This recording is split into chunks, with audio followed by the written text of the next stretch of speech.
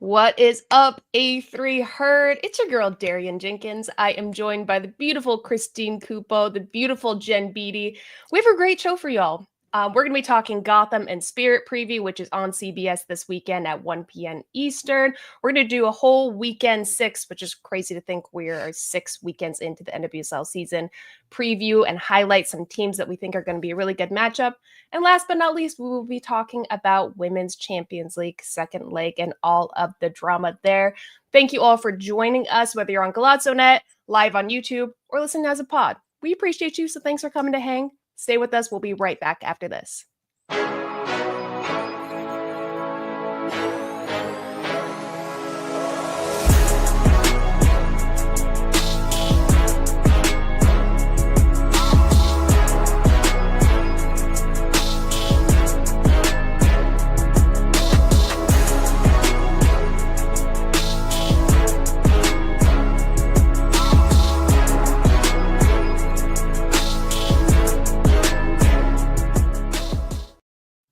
What up, YouTube? What up, Galazzo.net? Listening as a podcast, welcome. I am Darian Jenkins, joined by Christine Cupo and Jen Beattie and A3 Herd. Thank you for joining in with us. Ladies, how are we feeling? What's new? Jen, have you gotten any sleep? I feel like you are everywhere but the United States at this moment. Guys, I don't know what time zone it is. I think I'm in Glasgow, but I'm not sure. No, I'm having the best time. Ultimately, working and watching football. What could be better? Right? Have It's you the had the second best morning job where in the world. have you woken up yet in a hotel and forgot what city you're in yet? Because I feel like that's like peak. So You're like, sometimes, ah. no, right. I'm so glad you said this because last night I had a moment where I was falling asleep, and obviously my old bedroom at mum and dad's, thinking, and I woke up thinking, where am I? Had one of those moments. I was like, where am I? What bedroom? Am I in a hotel? Yeah, there's just been a lot of movement, but look, I'm loving it. And I get to go to Lyon at the weekend, so it's all good. Oh, Okay, that's I'm a going to little be bit so jealous. good. I know, me Yeah. too. Cupo, let's go on a girls trip and just Yeah, go you guys want to meet come meet me there? I'll grab a bag, okay? Like A3 on the road. Yeah. the road. We'll just Wait. send Lisa Mark an email. Per our last email that you may not have read or resent. Yeah. We're in Lyon. I love it. A3 on the road. We're gonna make it happen. We're manifesting. Listeners, thank you all for joining us. We're gonna talk about the big weekend ahead. NWSL Week 6 on Friday. We have the matchups of Houston Dash, Utah Royals at 8 p.m. and Orlando Pride versus Angel City at 8. That's gonna be a really good game. This Saturday, Washington Spirit versus Gotham on CBS at 1 p.m. Eastern. You'll see some familiar faces on that coverage. Make sure you tune in. Then there's NC Courage, KC Current 7 p.m. Eastern, Chicago Red Stars, San Diego Wave at 7:30 p.m. Eastern, and Bay FC versus Seattle Reign at 10 p.m. Eastern. Fully loaded weekend. Oh, sorry, forgot about Sunday. Sunday as well. Portland Thorns versus Racing Louisville on Paramount at 4 p.m. Eastern as well. We have a full slate of games, but the one that I really want to key in on is, of course, the one under CBS coverage. But I think probably the most exciting of the weekend, Washington Spirit versus Gotham this Saturday at 1 p.m. And just to give some context, if you guys roll back the tape to 2024, this is last year's semifinal rematch where the Spirit won in a penalty shootout. Esther scores in the second half. Hal Hirschfeld comes in clutch late into stoppage time to equalize. And then they're tied 1-1 going into the extra time. Ultimately, they go to pens. Gotham was not great at penalties that day, but Aubrey Kingsbury stood on her head and saved all three of Gotham's attempts, ice in her veins.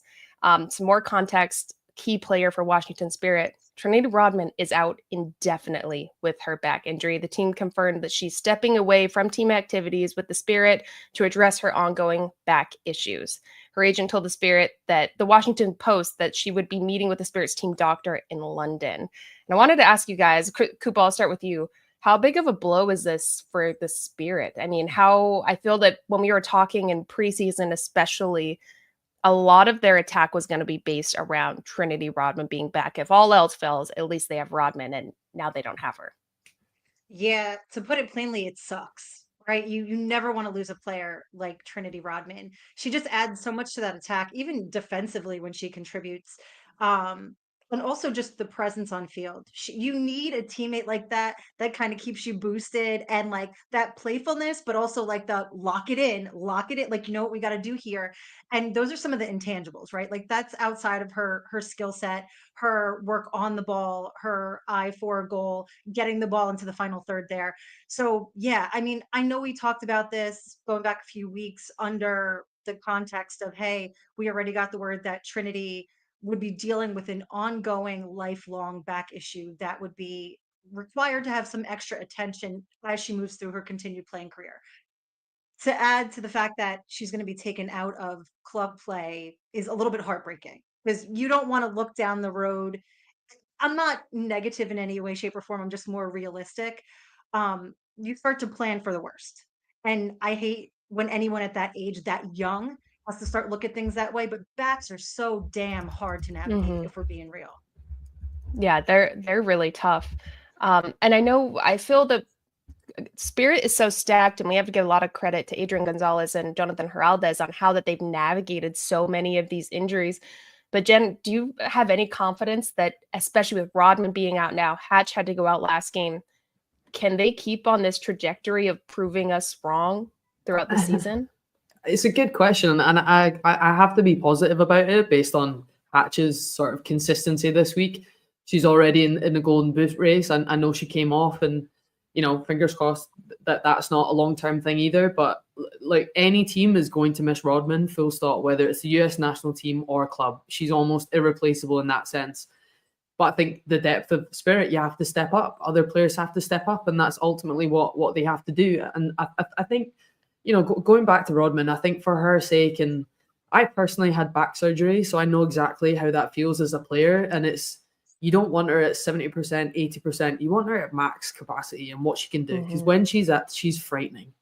And I think the mental toll that back surgery, I'm not going to speculate of what she needs or what's happening. Hopefully it's nowhere near that bad. We just hope it's all resolved. But I think the mental toll on back pain is really difficult, and you want her to be at her best mentally and physically. So fingers crossed, it's all for the greater good. But any team would be at a loss of her missing, and I just hope with that Hatch's form, especially coming into this weekend, Spirit can pull through. Yeah, we're sending her all of the healing vibes, and really looking forward to see how Spirit adapt once again to another tough injury that has players out indefinitely. Right now, the Spirit sit in third place with 12 points with a game in hand over Gotham. But Gotham sits in fourth with 8 points, and they're coming off of a really bad loss at Providence Park against Portland Thorns. They do have Esther, who scored 5 goals in the last 3 matches. She's taking over the Golden Boot race. Hatch is right behind her. Hatch didn't score last week, but not writing her off. But I'm looking at Gotham's schedule, and it's funny. I was at an event the other day, and I was talking with Carolyn Tish, one of the owners of Gotham, and she was saying this travel schedule is crazy. We're happy to get it out of the way early on. They're knocking out LA, Seattle, flying across the country. In case y'all don't know, the United States is freaking huge, and it sucks to travel that far, especially when you're one of the coastal teams. That puts so much heaviness on your legs, and then mentally just not being in sort of a routine throughout the week to then prepare for a game. I want to know who really has the upper hand in this. Spirit's down bad with injuries. Gotham also is dealing with some, but Jen, you've traveled like that internationally as well. How do you corral your team or even try to find energy to play in a game where you have to travel 6-7 hours on flight and then hop on the field? It's a really tough one, and in all honesty, even in the NWS, I only did that for 1 season, and even I found that so difficult. I remember my first game for Bay being Spirit away, and that was like exactly what you're saying: 6-hour travel, 3-hour time difference. I was like, "Where am I? What time's kickoff? It's so difficult." But I think you just have to have players in your team that are experienced and kind of rely on them. I remember looking at Menges and thinking, "How are you feeling?" Because I'm not really sure if this is heavier than what's in my head, but it's making sure you're, doing just what works for you, whether it's sleeping, eating the right things, training in the right way, just developing in all angles. But it's really difficult for Gotham. And even it's already a narrative in the league to be that travel's hard. So if now even teams are saying it and coming out, because that's been a story forever. The country's massive. That's always been the case. So it's really interesting that teams are coming out now and saying the scheduling, and can that help to go from, coast to coast and play back-to-back games in a 3-game is really, really difficult. I think that's where it's been a little bit unfair. So I would say travel maybe is harder than Spirit having. So I think Spirit have the upper hand on this one. I think it's a really, really difficult week, especially having the back of a really tough loss. Defending wasn't great. Yeah. Pretty straightforward goals when I'm watching them back from Gotham's perspective. I know they've done rotations. I know they've had players missing.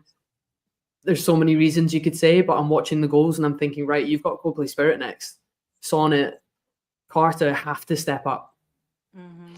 Christine, who do you feel like has more to lose in this matchup between the two? I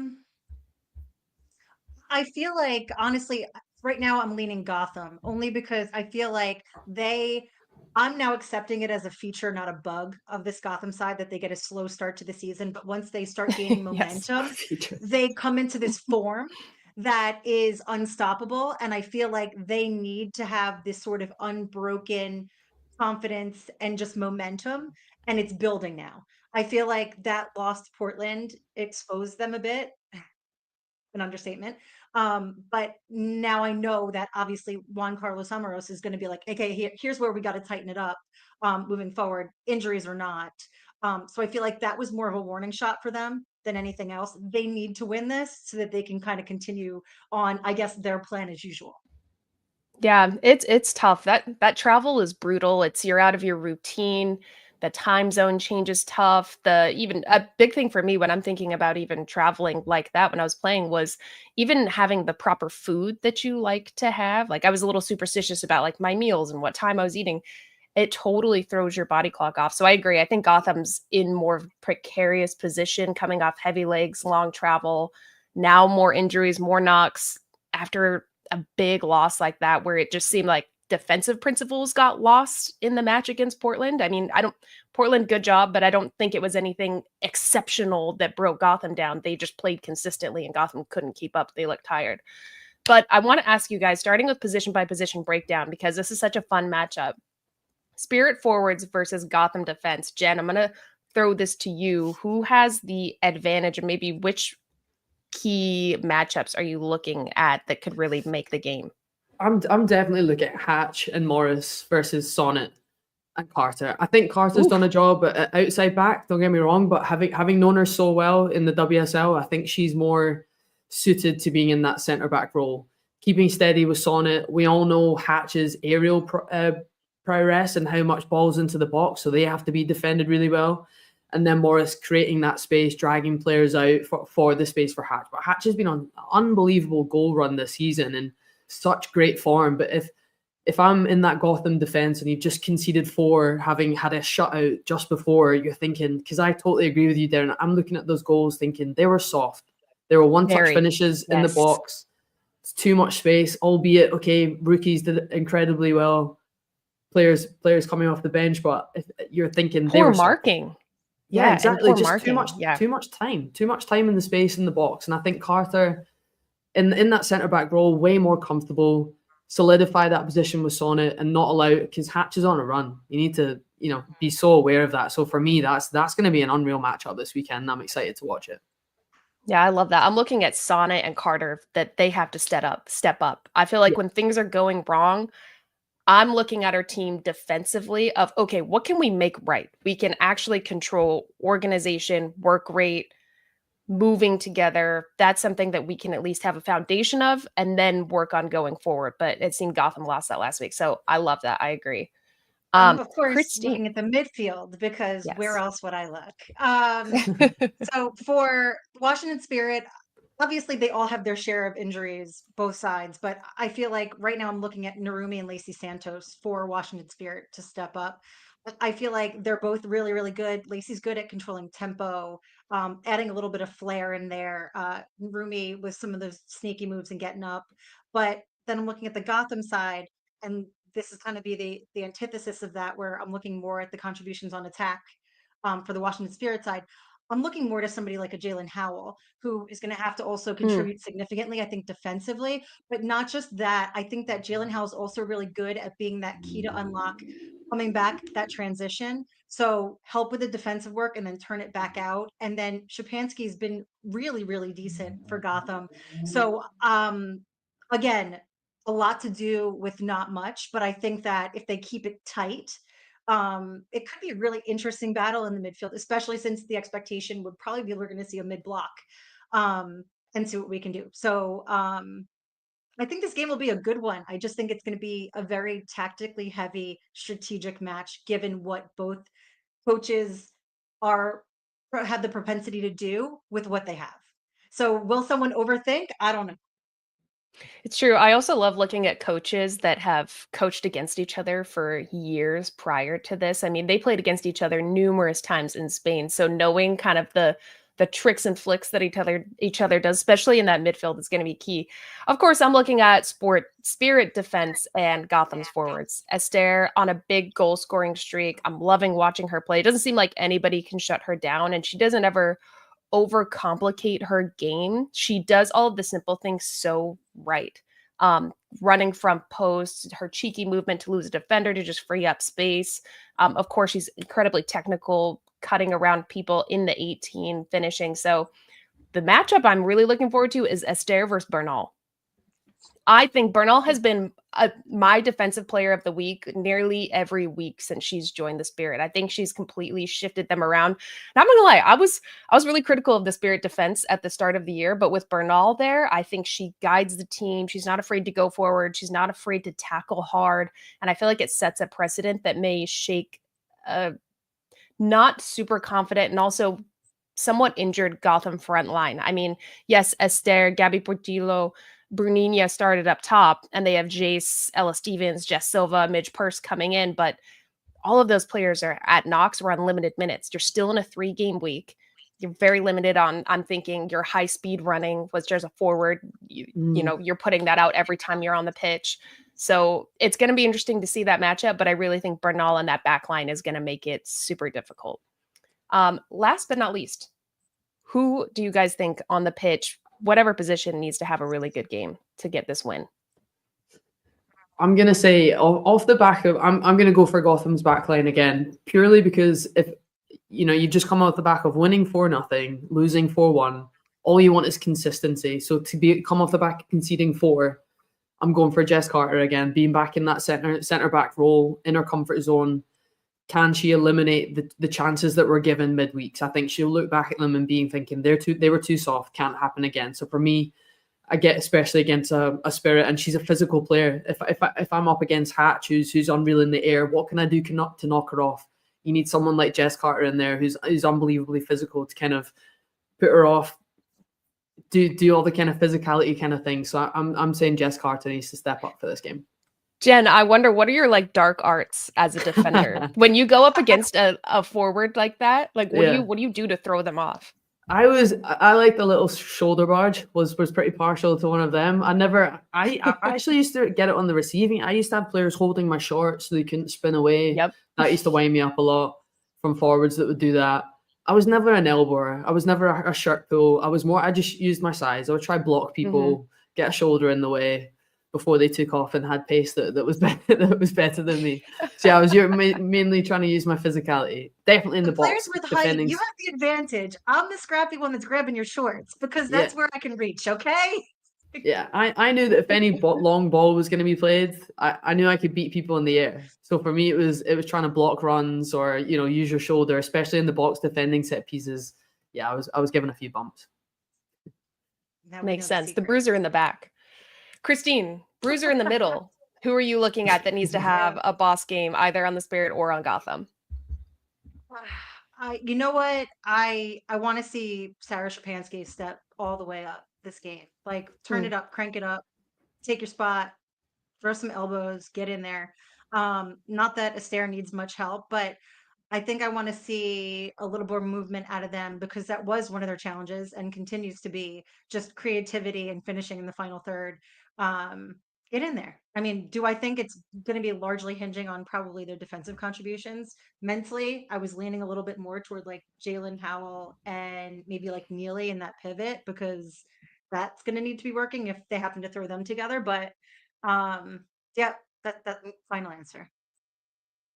It's tough with Neely too, because she's being put out of position at right back right now. Yeah.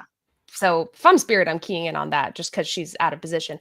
Mine is Aubrey Kingsbury. I think she has it in her hand. Like, when you go up against a goalkeeper, a player that you're like, damn, they've schooled us. They locked us out. The 3 penalty saves.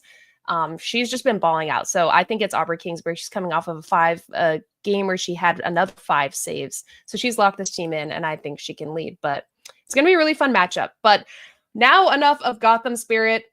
Saturday, 1 p.m. Eastern on CBS Sports. We're going to go over some of the other matches to highlight right after this quick break.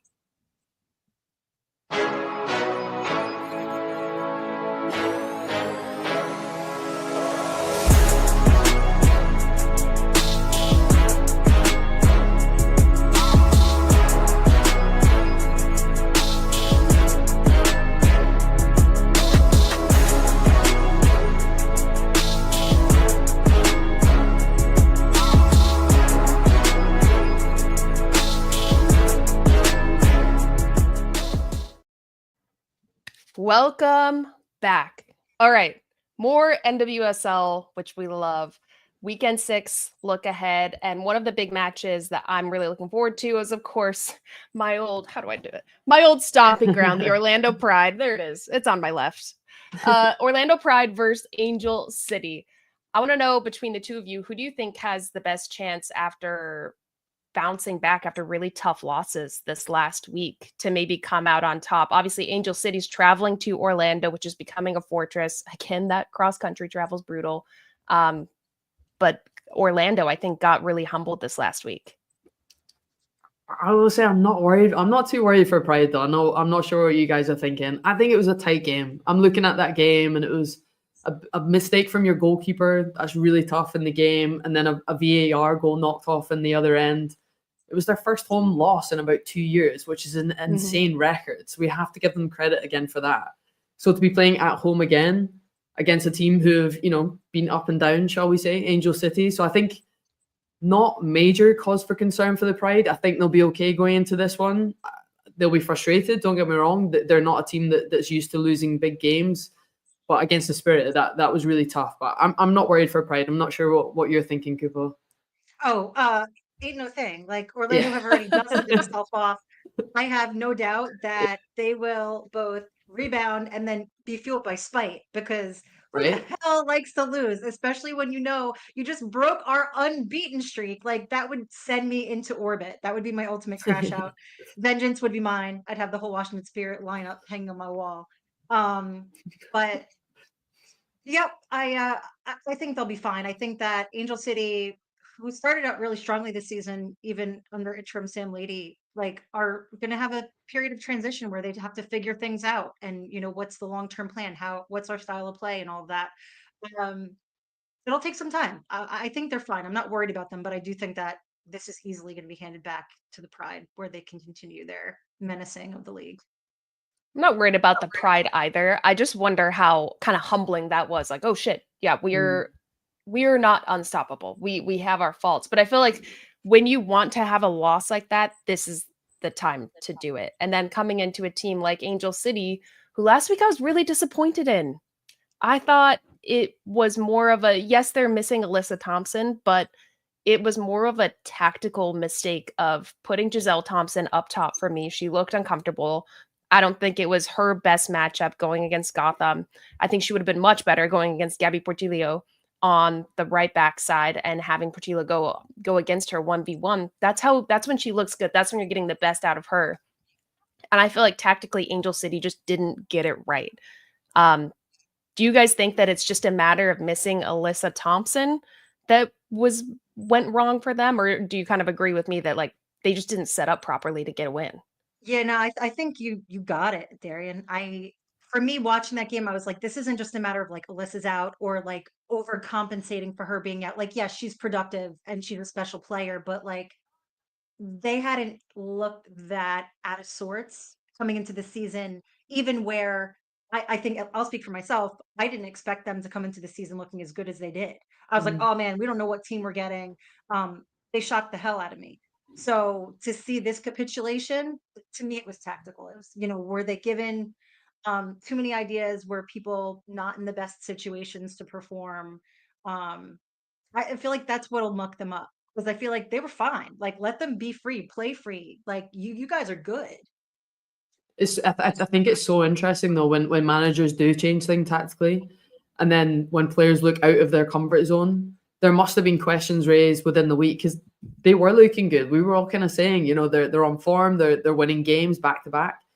So to go from that to conceding quite a heavy defeat, and when it is a little bit of player change and personnel, that's really tough. Confidence wise, I think, again, that's a huge game to go and play at the Pride, especially when they've just lost. That's a really, really tough place to go when you know Pride aren't going to want to lose 2 games back to back. But it's a huge game for Indo City. I think they just need to stay in the game for as long as possible. But again, not worried about Pride.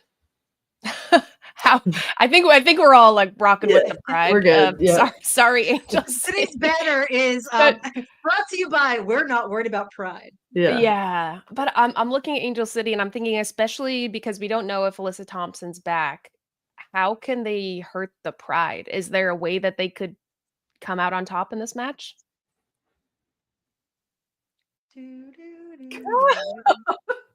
The silence was loud. Okay. Yeah, we're all rocking with the Pride.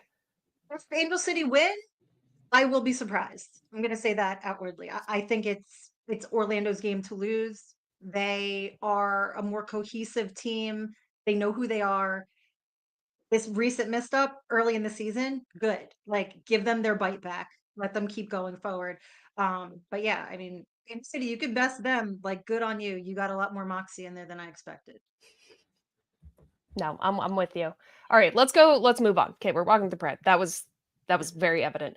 Let's move to Bay FC versus Seattle. Okay, context, because this is crazy.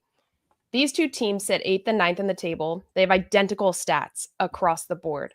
2 wins, 1 draw, 2 losses. 5 goals for, 5 goals against, 7 points each. Week 1 draws, week 2 wins, back-to-back losses, week 5 wins.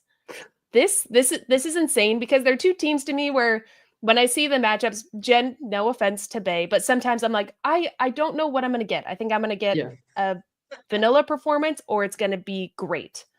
And it's, I get frustrated because I'm like, you have such a talented team, but I don't always feel like I get the best, especially out of the front line. So I want to know, do you guys think this game has draw written all over it since they're both so similar right now? I'm going to lean on Bay FC here. I think coming off the back of beating Courage, I think there were definitely all of the signs from last season against Courage was really close game. So going and getting the win, I think was huge.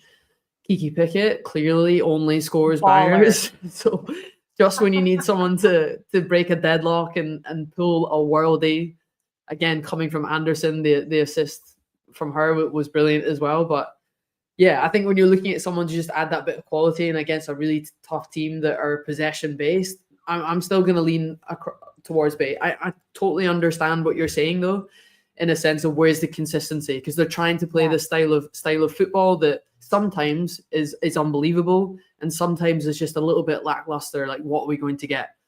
But I think it's been similar to last season, struggling to get the performances and the wins. But I do think, it is crazy the stats, how similar they are with Seattle, but I'm still leaning towards Bay. I think they've got Kiki Pickett to pull out of the bag at the end of the day if the game's tight. I don't know how. It's unbelievable. Banger. It's insane. It's like her bread and butter. Yeah. Only bangers, only like half volleys, like off the half bounce. I love it. And I love Kiki Pickett. But I look at Bay and I'm like, you have firepower up top and you're relying on your 6 to win you games. What is it up top that I feel like? Yeah, what is it up top though that doesn't fully mesh? Because they have so much talent. Yeah, they've just lacked that little bit of connection. That's what I'll say. Whether it's being Lima playing or Kudananji, the times I've watched them, there'll be players looking for that pass and they see the run going a different way, or a player's running and the pass doesn't quite make it. It's just been a lack of connection for me. I think they're great from back to middle, always trying to play through Pickett, Bodie, whoever's on the field. But I think there's been changes of formation. I spoke about this last time, changes of personnel. And I think now for me, BFC, it's consistency. How do you get that going forward? But for me, it's been a lack of connection. Everything I've seen has been a threat through Kudananji, and she will always threat. For me, it's get her on the ball. It's as simple as that. Whether it's in behind, to her feet, let her take on players. Even for Kudananji, I can tell she's worked on a one-on-one so much. Whether she's getting the ball at her feet, she's always trying to take on a player. But for me, it's when do I take on a player and when do I pass the ball? And it's that decision making in the final third that I think if BFC can take to the next level, they can go and beat anyone. Beattie, not to like overly simplify this, right? And again, last season's team isn't this season's team, but the inconsistencies are the same, not necessarily isolated. But you hear Albertine talk, his tactics, he's very thorough, and when he breaks things down, and everything sounds sound, right? Like it sounds like it should all make sense.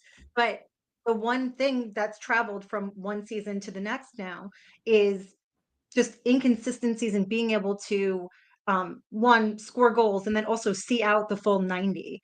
Is it genuinely that? Is it that they just haven't been able to congeal, like these connections haven't formed, whether last season or this? That's their big hurdle they have to overcome. And like, where have you seen, obviously you were part of this team, that this is a repair point? Like, how do you fix that? Honestly, it's for me, that's repetitions on a training pitch. That's how many times do you see, we've all been there where you're on a training pitch, you're practicing final third quality. You've got midfielders playing into wide forwards that are taking people on, putting crosses in the box. And it's how many repetitions, but how many of those repetitions turn into goals? And then how many of those repetitions do you get in a game? I think you're right. When you listen to Albertine, the stuff that we would practice in training reflected of what we were going to do. And you'd see what happened in a game. You're thinking, we've practiced this at training. We've gone through this. So for me, when I've watched Bay as well, and I remember speaking to Ashwala after the Chicago game, and we were kind of having a similar conversation where it's, you're in the game, and it's a couple of counterattacks and a shift in momentum. You thought you were in the game, but you're now down 2-0 and chasing it. I think it's those moments that BFC, can they get ahead earlier? That's probably the biggest thing for them in the first 45. You don't want to come out of a second half chasing a game. And then I think final third quality was always a conversation last year, whether it's from the wide forwards or finishing in the box. You can't rely on having 5, 10, 15 opportunities. That just doesn't go beyond that, especially if you're playing really, really high level games. But for me, it's practice. It will always come down for me to that quality in the final third and repetitions on practice.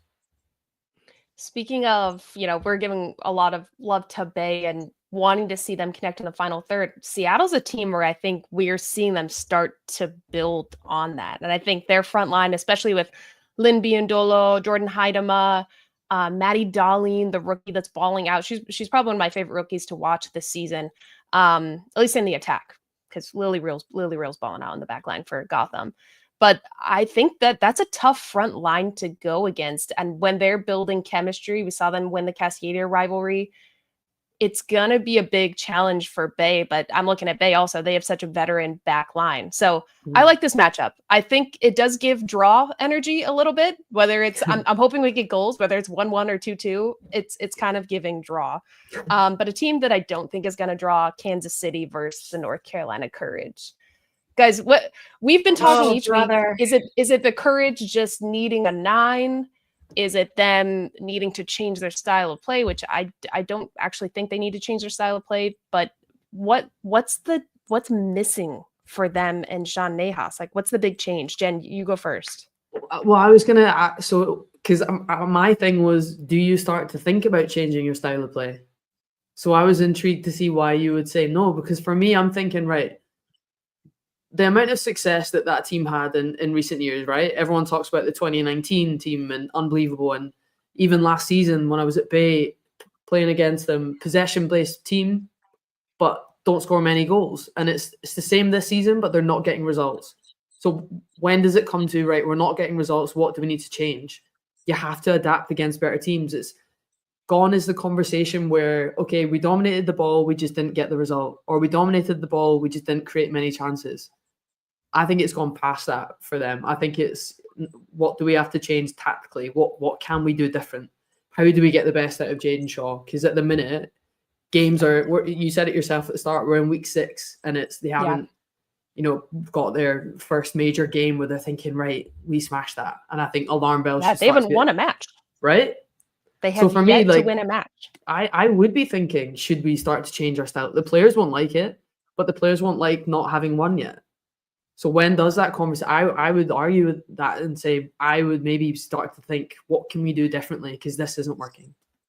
My side of that of saying I don't think they should change is because they do dominate, they do turn teams around, they do have moments where they look dangerous. It's literally just around the 18 where nothing comes together. They had the one match where I think they hit the post, the crossbar 4 times, and they have the personnel to me where if they change the style of play, I don't know if you're going to get the best out of 80% of the players because they're used to playing this way under Sean Nahas, the courage way, this like Barcelona-esque beautiful possession, breaking teams down type of way. And it almost feels a little bit late. Like this should have been a preseason thing if they were going to fully change it, because the way that they train, the way that Sean Nahas is, it's super technical, super tactical. Are you going to get the best out of most of your team doing that? I don't think so. Yeah, it's disappointing. I think that last season we saw this a bit, but the saving grace was that they were able to win at home. Now we're seeing this problem now spreading both home, away, irrespective the entirety of the season, now going into week 6.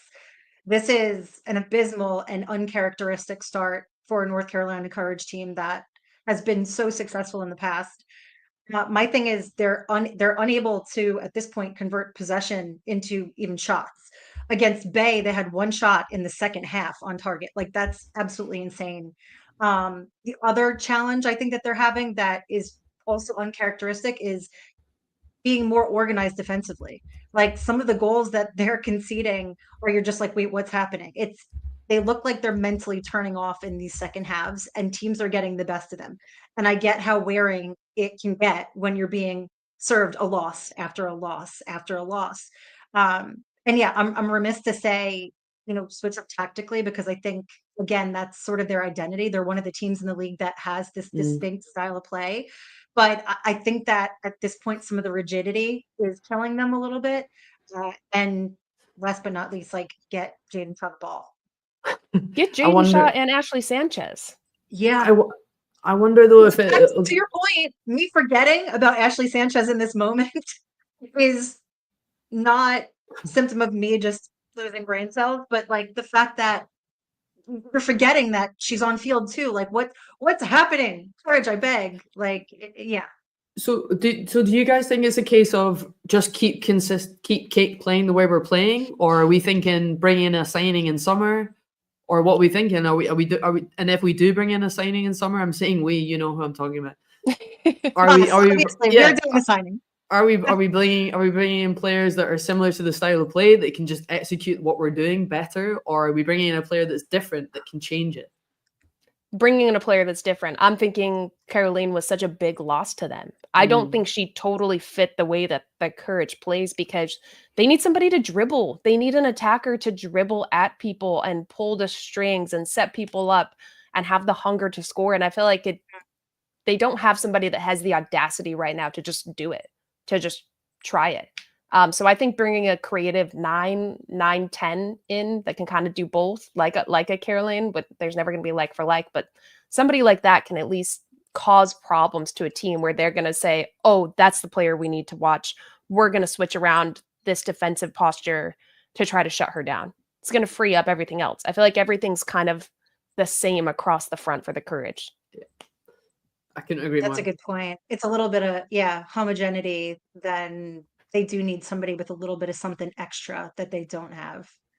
I mean, think about that team with somebody even like a Banda, how different they would look. Yeah, well, that's a cheat code. But the Courage do have good news. Go Bruins. Lauren and Drew Holiday are now owners, investors in the North Carolina Courage. We love to see former players and other athletes getting involved. They also have Naomi Osaka, right? Like they are balling with ownership. So I love this. Let's get more former players and ballers into the NWSL. So that's a big win. I wish that they could sign Lauren Holiday out of retirement, but a girl can dream. Last but not least, another game that we have our eye on is Portland versus Louisville. Portland switching their form around. They coming off of a big win against Gotham, 4-1. 2 rookies scored. Ali Du got her first NWSL goal. Dana Cassiano scored her first regular season goal with the Thorns, and we finally saw Coffey get higher and effective. And to me, that was a big key of the match, was Sam Coffey getting on the ball, getting an assist, causing problems up high. And it's their first win against Gotham since 2023. So they're coming off confident.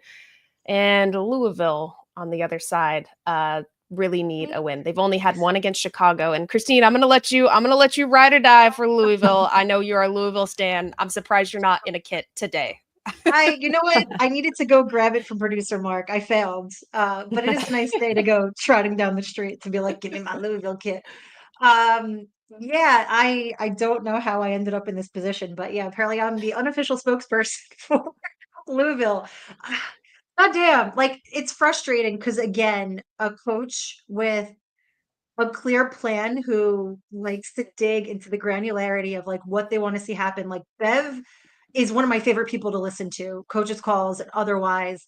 She's so precise and you can see the vision and you can see the asks. And the latter part of last season, I thought, okay, they made some moves too late, but maybe this will be able to shore them up going into this season.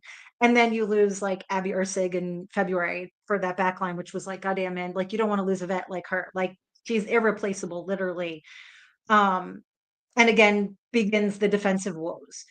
But it doesn't really stop there because then they're also having issues with finishing and then the midfield. You have Savannah DeMello, who is a great player, but I feel like she's been more limited this season too because she needs to be playing a little bit more high up and she's been dipping a little bit lower and then things aren't happening because there aren't outlets. They're not playing as a team again. They're not connecting with their top lines. They're just not, it's messy to be like oversimplistic. It's messy. And I feel like they've taken 10 steps backward where I thought, hey, this is great. I like the way that Bev wants to see things play with like sort of inverted wing backs. I like Lo Malay a lot. She's one of my favorite players on that team. I just think that it's very individualized performances. They're not together as a team like they should be.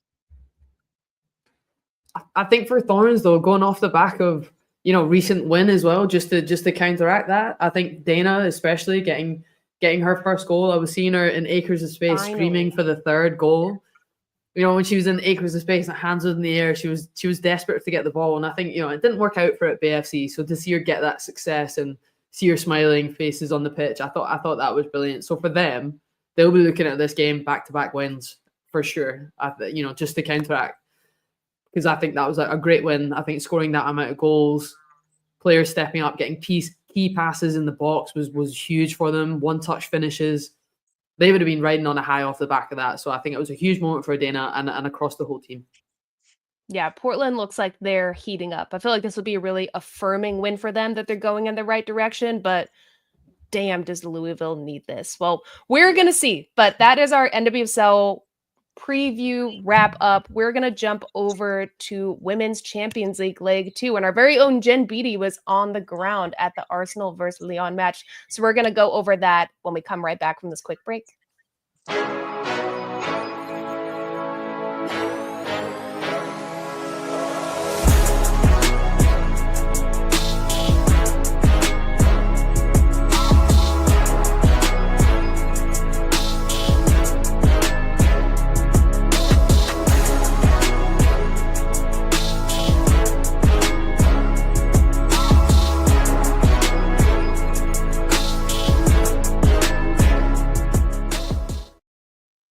Okay, y'all, welcome back. We are doing Women's Champions League Leg 2 preview. And let's start with Arsenal versus Lyon. Just a quick recap of Leg 1. Lyon goes up in the first half, 17 minute with Diani with a great goal through, a great ball through. She goes into the 18, goes low and hard, far post, puts it away. Arsenal come back at the 78th minute with a penalty from Mariona Caldente. I think one of the key players for me watching Arsenal. I think she pulls the strings. I love seeing her in the form she's in. But then our girl, the girl we all had on our maps as this is the player to watch for Lyon, Melchi Demonet, puts it away in the 82nd minute to give Lyon the win in the first leg. And Jen, you were on the ground. What was the vibe like? Did you have hope for Arsenal? Did it look like they were going to maybe crawl back or just end it in a tie? What were the vibes? There was for sure a lot of hope, but I will say De Mornay absolutely silenced the entire Emirates when that second goal went in. I feel like, okay, I thought Arsenal did really well. I think the stats in those games, both teams had 4 shots on target. Arsenal dominated possession, 58%, I think it was. But look, Lyon know how to level up, and I think that's what they did. They in my opinion, they played the perfect game. They sat in that mid block, allowed Arsenal centre backs to have the ball and pass left and right. But when they got their opportunity, they got their opportunity. And I think initially, okay, the first half goal, Diani, it was the one moment that Arsenal got the press wrong. Just played them onside, and if you give a player like Diani that opportunity in the first half, it was a brilliant finish, bottom corner. Don't get me wrong, but the second goal for me, man, it was one touch stuff, back foot receive. It was Lyon. That you know why they've dominated European football for so long. 8 championships. They're just unbelievable to watch. And when you've got a player like De Mornay who's just running through on goal, and again, a really good finish. Like she had about 3 Arsenal players chasing her at the edge of the box. But I thought Arsenal are still in a really good position going into the second leg. They'll have a lot of confidence. Lyon is a really hard place to go. It's quite a tough place. Those fans will be on you for 90 minutes. But I thought they played a good game. I think it was tight. In the grand scheme of things, it was tight. Lyon just knew how and when to level up. I think that's all of my optimism coming into the second leg is that Arsenal will be at the Emirates. So things will be tipped in their favor.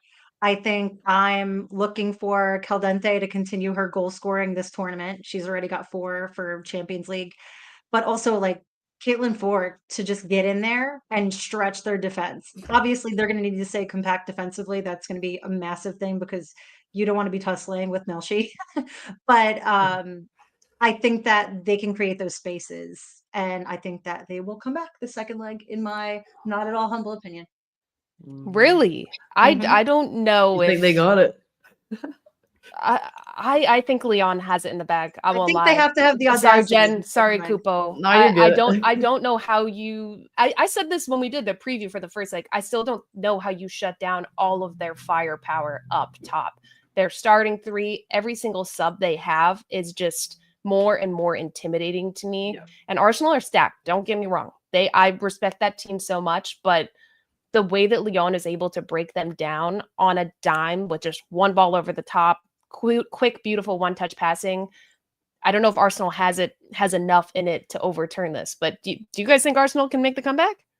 I think they need to harken back to like 2023 when they squared up with Lyon and managed to come out on top. I think that it's been a long damn time since that 2007 final. Like they're due. I think that Renee is smart enough to adjust tactically where need be, and they know what they're coming up against. I think the benefit of being home will be great, but I think that, you know what, like play like it's your last game. Like I think this is one of those important moments where everybody needs to step up.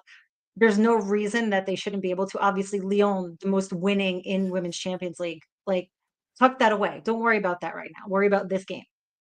My key bits on this was Arsenal still had the chances. They didn't take them. Whether it was Beth Mead's header in the box, Manum's header in the box. Yeah. And you're talking headers when you don't have Wendy Renard on the pitch. She was injured. She missed out on that game. My main worry for Arsenal is if Wendy Renard's back in the team, they're going to find different ways to score because they didn't take their chances at the Emirates. Oh, ladies. Okay, quick predictions before we jump over to Barca and Chelsea. I'm rocking with Lyon. I think maybe Arsenal will get another one. I think Lyon will also get another 2. So I'm going with Lyon on this second leg. I'm going Arsenal because I'm being stubborn. God damn it. Yeah, I am. I'm not making a scoreline prediction though. I don't want to jinx it. Oh, okay. I'm going scoreline prediction. I think they can get 2-0 away from home. Get to the final. Oh shoot. Okay. If they've created unbelievable chances against one of the best European teams. They can do it again. They just have to finish them. Okay, I love the belief. We need to come up with like some sort of wager off cam about this because yeah, I'm going with the French. You're All wearing right, red. You're wearing red, Darian. I'm How wearing dare red you? because I was like, I need a pop of color. It's spring. It's giving spring, but I'm still cold. I don't know. This has All I nothing to heard do with was the guy. I'm wearing red because I'm supporting the Arsenal. Okay, let's go over to the other side of the matchup, Barca and Chelsea. This was a beating to me for Chelsea. I felt Chelsea didn't have a response. Yes, Sandy Baltimore got a late goal, but Iwa Peor, Claudia Pina, and Arina Paredes all put goals away. It ended 4-1. And I even saw Lucy Braun's post-match talking about the game and saying everything went in Barcelona's favor. The possession, the press, the way that they were putting goals away, all of their opportunities, it just worked out for them. And it was almost frustrating watching Chelsea and Mayra Ramirez. I felt she was alone chasing the ball down up top so many times. Do you guys have any faith that Chelsea can try to flip this? I mean, we've seen them at a 3-goal deficit before and come back, but this is Barcelona we're talking about. Exactly. I think this is a really tough one. And, you know, of course, they'll be at home in front of their home fans, so that'll help massively. But the frustrating thing for me in this tie is it was 2-1 until the last 10 minutes. You know, they were in the game for so long, albeit the not the best performance. But the narrative with Chelsea at the minute, they seem to be able to get results without playing the prettiest, the most beautiful football. And I think that's why I was quite optimistic coming into this fixture. But to concede 2 in the last few minutes of the game is really tough. Obviously, amazing seeing Germa back in the side and getting off the bench. But what a tough game to come into as well. Yeah. I was like, that late it was against hard. Barca. Yeah, that's... I know. Well, Bjorn went down injured. She had to come in. She also had to come in at a defensive corner. That's always a really tough time to come into a game. There's been so much chat around that. But I'm worried for Chelsea. Don't get me wrong. I think because the second leg's a different game. Barcelona could sit in. They don't need to score 4 goals again. It's Chelsea that need to come at it. And I'm not sure if this Chelsea side can break down a Barcelona that can play this game tactically now that they're up 4-1. The second leg is always so different in Champions League football. What's so different? Because it's tactically different. You're 4-1 up. Barcelona don't have to win. They can play a 0-0 game and get to the final. That's why it's so different from Cupo. You're making a face because you don't think they will play like that. I do. I just I don't know why this should not have been like revelatory. Like, I'm like, oh, look, that's a revelation. But you're right. Like, when you already know what you're going into, you're playing a different game of chess, right? Like, it's not like, okay, I got to go full steam ahead. You can be a little bit more conservative, adjust tactically, and just be like, hey, if we really wanted to, we could sit back. With that being said, I don't think Barca will do that because it's just not in their DNA too. Unfortunately, I think that Sonia Bonpastor is not going to be able to make good on her Champions League promise as she entered as the coach of this team. I just think even in the midfield, Barca's like build-up play, like you literally have to toss smoke bombs at this point to try to get them to be a little bit disjointed. That's not to say that Chelsea aren't of the same ilk. I just think that Barca they're too damn good. They just, their connections, it's almost, again, the connections that you talk about that, you know, fire practice and everything, they're doing it. They can do it blind at this point. It's by feel that they're playing. I'm handing it to Barca this game. Yeah. I think we're all Barca. Yeah, I mean, I'm Barca. I feel like it's just come one season too soon for Chelsea. I think when they're bringing in the likes of Lucy Bronze, that's been now done it, Kira Walsh as well. Germa would have played a huge part in these games. That's what's frustrating as well. Getting injured, you know, in their first appearance for Chelsea, that's really difficult. And then Lauren James as well, getting injured on international duty. She was a big miss. She's the kind of player in a Chelsea side that, okay, when you're not dominating, she can still make something happen. So those two players, I think, were huge in terms of Chelsea's loss. But I'm with Barcelona on this one. I think Alexia Putellas is back to the game that we're so used to seeing her play. That back heel in the middle of the box was insane. It was dirty. Okay, you've seen a world-class player back to, I thought was looking like closest to our best that we've seen her play in a long, long time. So 4-1, really difficult to come back. I'm favoring Barcelona in this one. Yeah, I think they're going on a tear too. I think we're getting lots more goals. Yeah. Sorry, And I love Chelsea. hearing the mindset between the aggregate, because that's not something we typically have in the US, especially on the women's side in NWSL. I've never played in a game that there was an aggregate I had to catch up on. I was trying to rack my brain, and never has that happened. But you're right. Barcelona don't have to do anything. They don't have to change Yeah. anything. So, all right, we're all rocking with Barca. Well, everybody, that was our show. Thank you so much for tuning in. That went great, guys. This is my first time hosting a real A3 show. I hope Oh, I you did nailed it. justice. You crushed Nailed it, man. it. You crushed it. Yeah. I tried to steer the ship a little bit more Flawless. today. Flawless. I appreciate it. Don't forget, we have a big match, Washington Spirit versus Gotham, CBS Sports this weekend, Saturday at 1 p.m. Eastern. You do not want to miss it. It'll be a great game. We'll also be back with more A3 this Sunday at 6 p.m. Eastern to vibe out about major takeaways, do a little recap of a busy weekend of footy, recapping Women's Champions League and NWSL. And we'll also give our best 11 shouts. Make sure you follow, engage, comment, tell your friends, tell your partners, tell your third cousin about Attacking Third, and to tune in. We want to hear from you. And you can catch us on Golazo.net, YouTube, and wherever you get your pods. From Mark, Jen, Christine, I'm Darian Jenkins. This was Attacking Third.